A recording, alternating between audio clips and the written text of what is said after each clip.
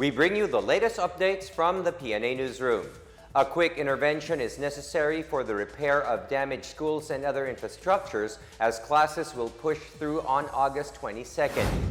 In a press briefing, DEPED spokesperson Michael Poa said they have requested an initial 16 billion pesos fund from the Department of Budget and Management for the reconstruction of schools affected by previous typhoons Odette and Agaton, as well as the recent magnitude 7.0 earthquake.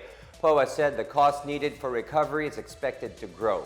He said they are already coordinating with the local government units and barangays for the building of temporary learning spaces and the use of locally available spaces in their respective areas. Though the COVID-19 vaccination is highly encouraged, Poa said the Education Department is non-discriminatory and will still accept unvaccinated learners as well as teaching and non-teaching staff. Taal volcano showed activity as 4 volcanic tremors that lasted 2 to 7 minutes were detected for the past 24 hours. Based on a report from the Philippine Institute of Volcanology and Seismology, or PHIVOLCS, the tremors are volcanic earthquakes signifying fluid or gas movement. PHIVOLCS Director Renato Salidum Jr. added that these tremors have no relation to the magnitude 7 earthquake that jolted northern Luzon last week. Alert level 1 or low-level unrest stays over Taal.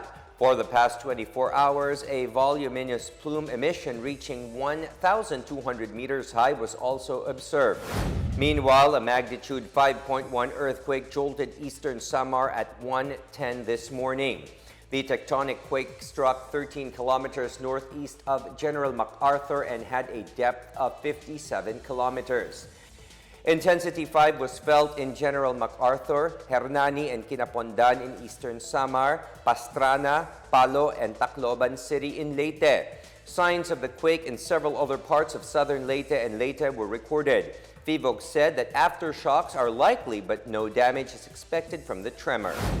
A magnitude 5.6 quake also jolted Lebac, Sultan Kudarat at 1:24 p.m. today. Intensity 3 was felt at Cotabato City, Intensity 2 was felt at General Santos City, and Intensity 1 was felt at Zamboanga City. The Department of Budget and Management, or DBM, has approved the release of 4.1 billion pesos in funds for cash transfer to Filipino families affected by surging commodity prices.